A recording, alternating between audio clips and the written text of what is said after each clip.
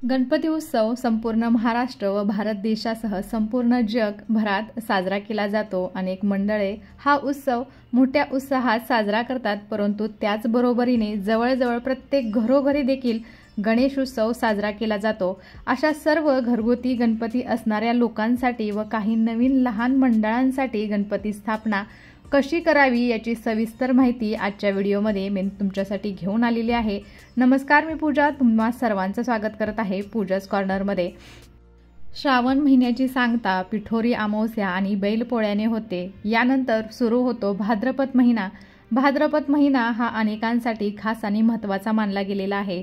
तर या दिवसांमध्ये अनेकांना वेध लागतात ते लाडक्या गणरायाचे। ढोल ताशांच्या गजरात लाडक्या बाप्पांचे घरोघरी आगमन होते। मोठ्या मोठ्या सार्वजनिक मंडळातील बाप्पा हा अवघ्या काही दिवसातच मंडपात सज्ज होतो। सर्वत्र मंगलमय वातावरण पाहायला मिळते। सुखकर्ता दुःखहर्ता असणाऱ्या बुद्धीच्या देवतेचा आशीर्वाद मिळवण्यासाठी आपण सर्व भक्तगण श्री गणेशाची पूजा करतो। तर आजच्या व्हिडिओमध्ये स्थापनेसाठीचा शुभ मुहूर्त, शुभ संयोग, तिथी, त्याचबरोबर पूजा विधी या सर्व गोष्टींची माहिती आपण करून घेणार आहोत। गणेश चतुर्थीच्या दिवशी माता पार्वती आणि शंकर यांचे पुत्र गणेश यांचा जन्म झाला। या दिवशी घरात गणपती बसवल्याने वर्षभर सुख आणि आशीर्वाद मिळतात। तर जाणून घेऊया यावर्षी गणेश चतुर्थी कधी आहे। तर पंचांगानुसार भाद्रपद महिन्याच्या शुक्ल पक्षाची चतुर्थी 6 सप्टेंबर 2024 रोजी दुपारी 3:01 सुरू होईल आणि 7 सप्टेंबर रोजी संध्याकाळी 5:37 असेल। तर आपल्या हिंदू धर्मात उदय तिथीनुसार उपवास आणि सण साजरे केले जातात, म्हणून गणेश चतुर्थी 7 सप्टेंबर 2024 रोजी साजरी केली जाईल।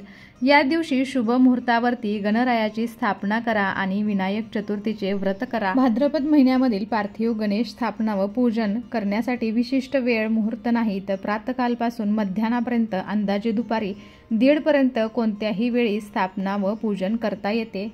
गणेश चतुर्थीच्या दिवशी गणपतीच्या स्थापनेसाठी 2.5 तासांचा शुभ मुहूर्त असल्याचं सांगितलं जात आहे। 7 सप्टेंबर रोजी सकाळी 11:10 ते दुपारी 1:39 पर्यंत या वेळेत बाप्पांची स्थापना करायची आहे। घरात गणरायाची स्थापना झाल्यानंतर वातावरण उत्साही आणि आनंदी असतं।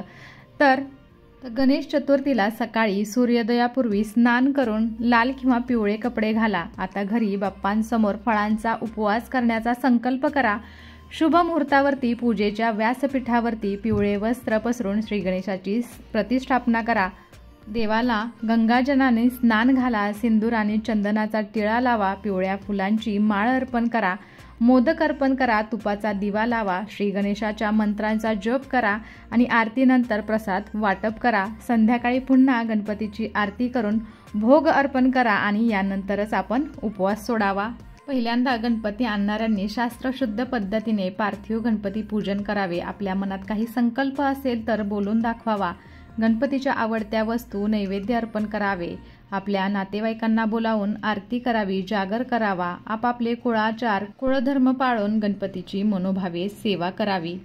तर गणपती बाप्पांची स्थापना करण्यासाठी आपल्याला चौरंग किंवा पाट आणि सभोवती मखर, गणपती बाप्पांची मूर्ती, हळद, कुंकू, अक्षदा, गुलाल, अष्टगंध, त्याचबरोबर 10 सुपाऱ्या, 5 खारीक, बदाम, हळकुंड, अक्रोड, रेशीम कापड, कापसाची वस्त्रे, 2 जानवी जोड, 1 पंचा, तांदूळ, तुळस, बेल, दुर्वा, फुले, पत्री, हार, आंब्याच्या डहाळे, 2 नारळ, 5 फळे, 25 विड्याची पाने, कच्चे दूध, दही, शुद्ध तूप, साखर, मध, कलश, ताम्हण, पळी, पंचपात्र, सुटे पैसे, चौरंग, आसन, नैवेद्याची तयारी, समई, वाती, निरांजन, कापूर, हात पुसण्यासाठी फडके, देवाचे अंग पुसण्यासाठी कापड, कापसाची वात, 4 लहान वाट्या, चंदन आणि दुर्वा। गणेश चतुर्थीच्या दिवशी सकाळी लवकर उठून आपली नित्याची कामं करायची आहे। आपल्या देवघरातील पूजा नित्यविधी आपल्याला करायचा आहे।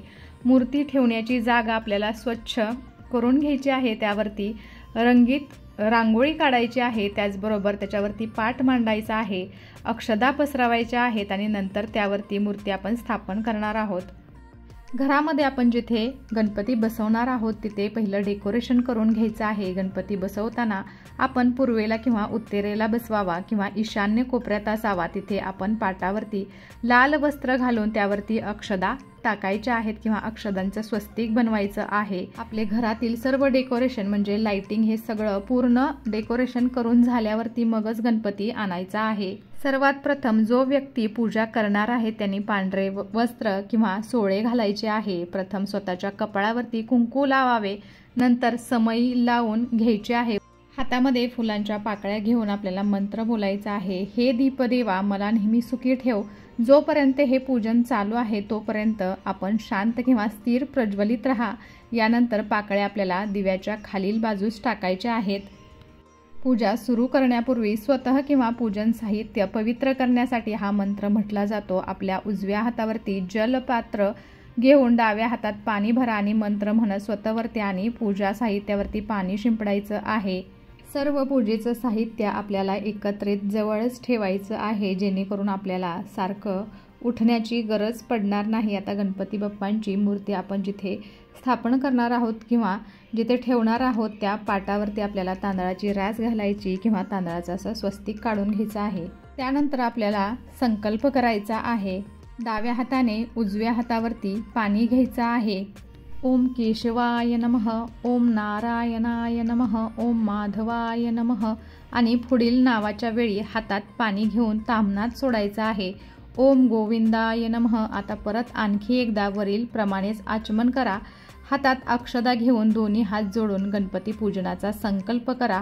ओम श्री महागणपते नमः, ओम श्री महागणपते नमः। आपल्या कुलदेवतेचं नाव घ्यायचं आहे। त्यानंतर हातातील अक्षदा उजव्या हातावरती घेऊन त्यावरती पाणी घालून अक्षदांसह पाणी ताम्हणात सोडायचं आहे।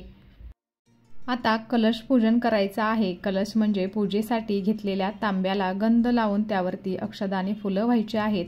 कलशामध्ये हळद, कुंकू, 1 रुपयाचं नाणं, 1 सुपारी, 1 फूल, अक्षदा हे सर्व आपल्याला टाकायचं आहे। त्यानंतर 5 नागवेलीची पानं ठेवून त्याच्यावरती श्रीफळ ठेवायचं आहे। अक्षदांचं आसन करून त्याच्यावरती हळदी कुंकू वाहून आपल्याला कलश गणपती बाप्पांच्या उजव्या साईडला म्हणजे गणपती बाप्पांच्या उजव्या हाताला आपल्याला हा कलश ठेवायचा आहे। कलशाची विधिवत पूजा करून घ्यायची आहे।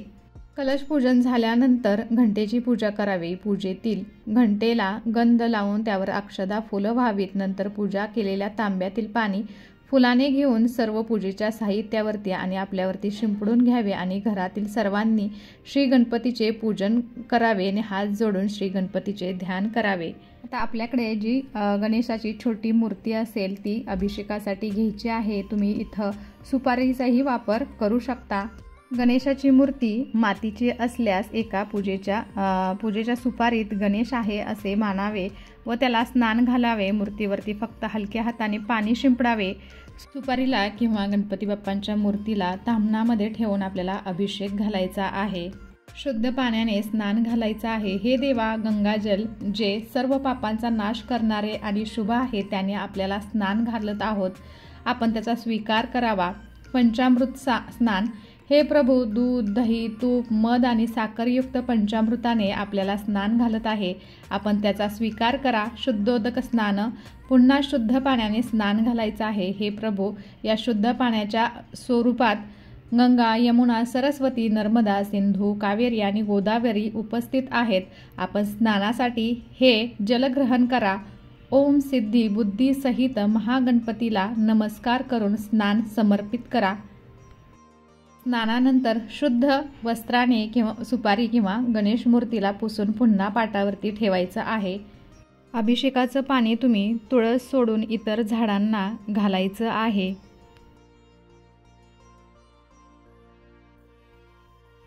तर इथे पहा श्री गणपती बाप्पांना स्नान घालून झालेलं आहे। तर ही मूर्ती आपण स्वच्छ पुसून घ्यायची आहे आणि एखाद्या छोट्याशा आसनावरती अक्षदांवरती आपल्याला या गणपतीची स्थापना करायची आहे। वक्रतुंड महाकाय सूर्यकोटी समप्रभ निर्विघ्नं कुरु मे देव सर्वकार्येषु सर्वदा। गणपती बाप्पांची मूर्ती ठेवून वस्त्र किंवा उपवस्त्र अशी 2 वस्त्रे अर्पण केली जातात। ओम सिद्धी बुद्धी सहित महागणपतीला नमस्कार करून वस्त्र समर्पित करा।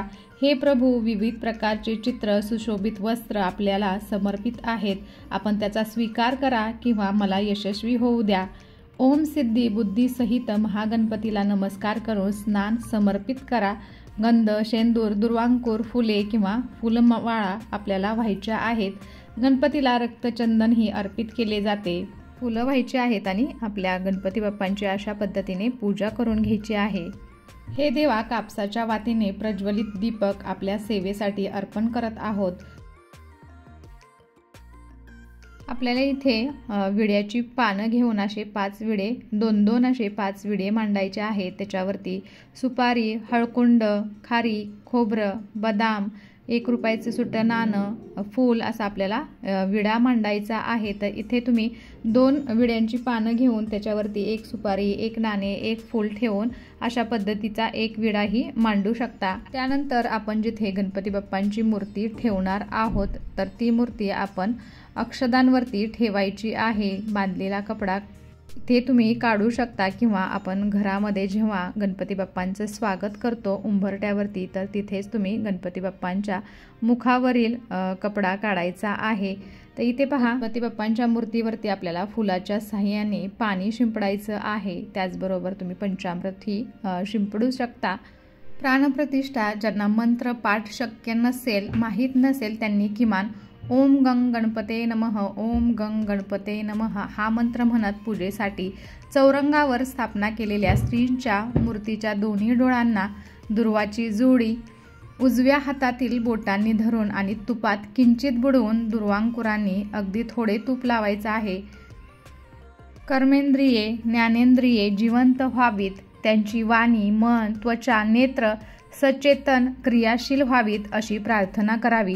श्रींच्या मूर्तीवरती गंध, अक्षदा, फुले पुन्हा वाहून गुळ खोबऱ्याचा नैवेद्य दाखवून विडा, नारळ यावरती पाणी सोडावे।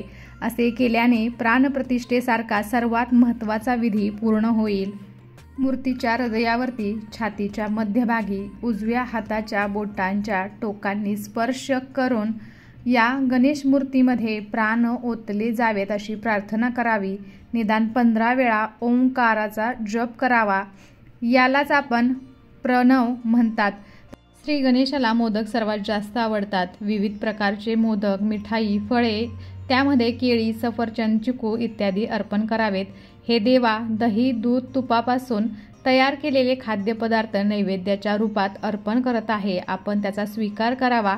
हे देवा आपण हे नैवेद्य ग्रहण करा आणि आपल्या प्रति माझ्या मनात असलेल्या भक्तीचे सार्थक करा। मला परलोकात शांती मिळू दे। ओम सिद्धी बुद्धी सहित महागणपतीला नमस्कार करून नैवेद्याच्या रूपात मोदक व फळे अर्पण करा। हस्त प्रक्षालनासाठी जल अर्पित करा आणि खाली पाणी सोडा। तर 1 श्रीफळ किंवा रोख दक्षिणा गणेशाला दान केली जाते। ओम सिद्धी बुद्धी सहित महागणपतीला नमस्कार करून श्रीफळ दक्षिणा अर्पण करा। कापराच्या 1 किंवा 3 वड्या प्रज्वलित ठेवून आरती केली जाते। तर महागणपतीच्या चरणी नमस्कार करा। कापूर निरांजन आपल्याला समर्पित आहे। तर हातात फुले अथवा फुलांच्या पाकळ्या घ्या, पुष्पांजली अर्पण करा। त्यानंतर आपल्याला प्रदक्षिणा घालायची आहे। मनुष्याने केलेली सर्व पापे प्रदक्षिणा करतेवेळी पावला पावलावरती नष्ट होतात। तर ओम सिद्धी बुद्धी सहित महागणपतीला नमस्कार करून प्रदक्षिणा अर्पित करा। हे गणराया आपण विघ्नांवरती विजय मिळवणारे आहात, देवांचे प्रिय आहात। हे विनायका आपण ज्ञानसंपन्न आहात। आपल्या चरणी माझा नमस्कार नमस्कार अनेक वेळा नमस्कार। हे देवा आपण नेहमी माझ्या कार्यात येणाऱ्या विघ्नांचा सर्वनाश करा।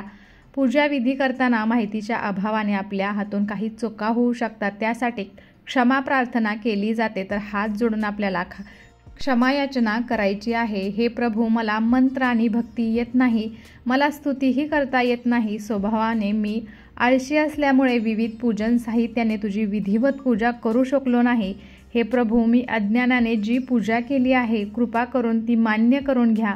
माझ्याकडून झालेल्या चुकांबद्दल मला क्षमा करा। मी केलेल्या पूजेमुळे आपण माझ्यावरती प्रसन्न राहाल ही माझी अपेक्षा आहे। पूजेच्या शेवटी साष्टांग प्रणाम केला पाहिजे किंवा पूजा ईश्वराला समर्पित करणे आवश्यक आहे। म्हणून प्रथम साष्टांग नमस्कार करा। त्यानंतर हातात पाणी घेऊन आपल्याला मंत्र बोलायचा आहे। सिद्धी बुद्धी सहित महागणपती संतुष्ट होऊ दे। या पूजेवरती तुमचा पूर्ण अधिकार आहे। ओम शांती ओम शांती ओम शांती। तर पार्थिव गणपती पूजा करण्यासाठी अनेकदा भटजी मिळत नाहीत। अशा वेळी गणपती बाप्पांची पूजा कशी करावी असा प्रश्न बऱ्याच जणांना उपस्थित होतो। तर आजच्या व्हिडिओमध्ये मी अतिशय सोप्या पद्धतीने मंत्रोच्चारासह पार्थिव गणपती पूजन कसे करावे याबाबत माहिती दिलेली आहे। तर कसा वाटला आजचा व्हिडिओ आणि आजची पूजा विधी मला नक्कीच कमेंट करून सांगा आणि अशा छान छान व्हिडिओसाठी पूजाज कॉर्नरला सबस्क्राइब करायला विसरू नका। त्याचबरोबर बेल आयकॉनही क्लिक करा जेणेकरून तुम्हाला माझे नवनवीन व्हिडिओज असेच पाहता येतील। चला तर मग भेटूया असेच एका छानसे आणि माहितीपूर्ण व्हिडिओ बरोबर। तोपर्यंत धन्यवाद। श्री स्वामी समर्थ।